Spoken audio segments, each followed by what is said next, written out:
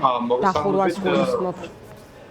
შედეგი არის ის, რომ დღეს ანუ ის კი არ არის უბრალოდ მაგის ხომი და ის კი არ არის შედეგი, რომ დღეს ჟურნალისტები გარეთ დგანან კამერებით და შიგნით არ უშვებენ და მათთვის ეს რთული პროცესია, რთული ვთქვით, რომ ვერ მუშაობენ და მათ უწევთ რაღაც ქუჩაში დგომა, მაშინ როდესაც შიგნით სასამართლო პროცესი მიმდინარეობს. ეს არა, ეს მხოლოდ არის გამოხატულება იმის, რაც ხდება დღეს ენგლისში, მხოლოდ სირთულე მდგომარეობს იმაში, რომ საზოგადოებას აღარ აქვს შესაძლებლობა, რომ თვალი ადევნოს იმ ჩემი აზრით, ისტორიულ სასამართლო პროცესებს, რომელიც საქართველოში მიმდინარეობს, გულისხმობს სინდისის პატიმრებს, რომლებიც სხვადასხვა პრაქტიკულად ყოველ დღეს სხვადასხვა პროცესი მიმდინარეობს.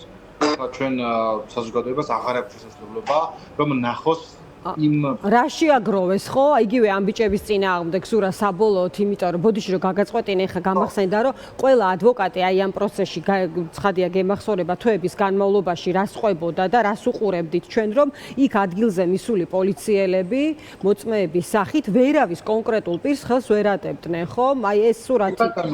და ამას ხედავდით ჩვენ ხილულად და ეს ყველასთვის ძალიან მარტივად აღსაქმელი იყო რეალურად რა ტიპის სურათი შექმნა ადგილზე ბრალდებამ. ანუ ჩვენ გვინახავს პროცესები, ჩვენ მათ შორის ჩვენს მიერ გადაღებული, სხვა ჟურნალისტების მიერ გადაღებული, როდესაც მაგალითად მოწმე იმედენად ცრუობდა, მოწმე პოლიციელი, ანუ სიცრუეში იმედენად იყო ახლა რთული, როდესაც ადვოკატი ეუბნებოდა, რომ აბა ხელი დაადე იმ პატიმარს, ვიზეც შენ ლაპარაკობ. და ის ხელს იშვერდა, რომ აი ეს ჩემ წინ დგას და ხო, არ იყო ეს ადამიანი დარბაზში. ადამიანი არ იყო ეს იყო ესეთი პატიმარი, რომელიც თბილი ასკივდა იმ დღეს, ვერ მივიდა სასამართლო პროცესზე.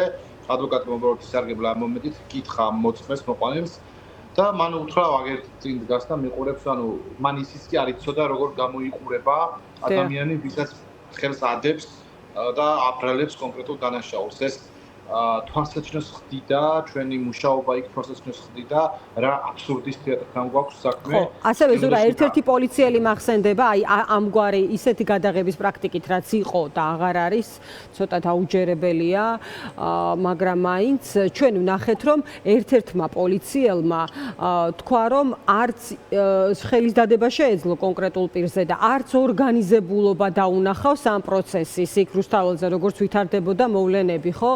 ყველა ესეთი ჩვენება იყო ხელმისაწვდომი და ის ხდიდა თვალსაჩინოს ყველაფერს. რომლებიც მოდიან პოლიციელები და ამბობენ, რომ აი მაგალითად, რა ვიცი, თავი კი დაუზიანდათ, ან რა ვიცი, მოხვდათ ხელში რაღაც და ეტკინათ, მაგრამ სინამდვილეში მათ არ დაუნახავთ, ვინ გააკეთა ეს.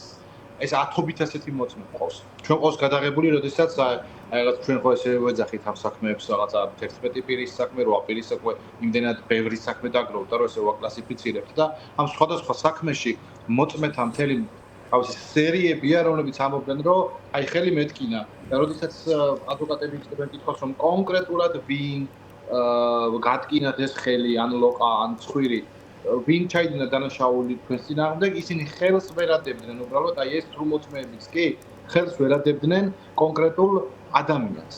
და აი ჩვენ ამას ვაშუქებდით, ამას ვიღებდით, ვაჩვენებდით ადამიანებს, როგორ იქცევიან მოსამართლეები, როგორ იქცევიან პროკურორები, როგორ იქცევიან თრუმოწმეები. მე ვცდილობდით, როდესაც ისინი გამოვიდოდნენ ხოლმე გარეთ და საკურველია რა კიღა პროკურორი და მოსამართლე არ აქტიურობდნენ ხოლმე მათთვის კითხვების დასმის. ჩვენი ჟურნალისტები ცდილობდნენ, რომ მათთვის კითხვები დაესვათ დერეფანში მაინც, ეზოში მაინც. ახლა ჩვენ არათუ სასამართლო დარბაზში კამერით ვერ შეხვალ, დერეფანშიც და ეზოში ვერ შეხვალ, ანუ სასამართლოზე ეზო ვისაც წარმოდგენილი აქვს, როგორ გამოიყურება სასამართლო წინა გულგანაზარი ეზო.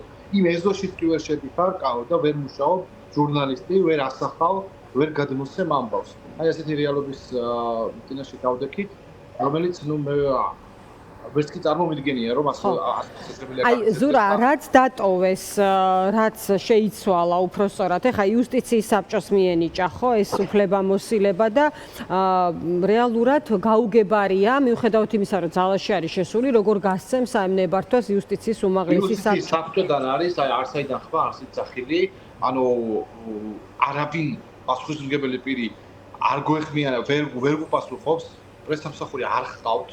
ვერ ვეკონტაქტებით, განცხადება დაუწერეთ, პასუხი არ მოგვსვლია. ანუ ვერაფერს ჩვეულებრივი ყრუკედელია ის საბჭო ამ კუთხით ჩვენთვის და ახლა დღეს ვაპირებთ მივიდეთ მათთან და მოვითხოვოთ პასუხი იმასთან დაკავშირებით თუ რა გავაკეთოთ, ანუ როგორ რა ფორმით განცხადება უნდა დავწეროთ, ტელეფონზე უნდა დავრეკოთ სადმე, რა უნდა გავაკეთოთ. მათ კანონშივე უწერიათ, რომ პასუხისმგებელი პირი უნდა არსებობდეს, რომელმაც გადაიღოს პროცესი. ჯერ ეს სასახე შეზღუდვა მედიის, იმიტომ რომ მე მინდა რომ მე ვუყურო პროცესს და მე გადავიღო და მე ვაჩვენო, ხო? და არა ის ვიღაც პასუხისმგებელი პირი, რომელიც რას გადაიღებს იქიდან და რას გამოიტანს, კაცმა არ იცის, მაგასაც კი არ აკეთებენ. დღეს პროცესები მიმდინარეობს სასამართლოში, არავინ არ არის იქიდან ვიზუალის, ხმის, გამოსახულების გამომტანი. დიდი მადლობა ზურა, დაგემშვიდობები, იმედი მაქვს რომ მოიძებნება ფორმა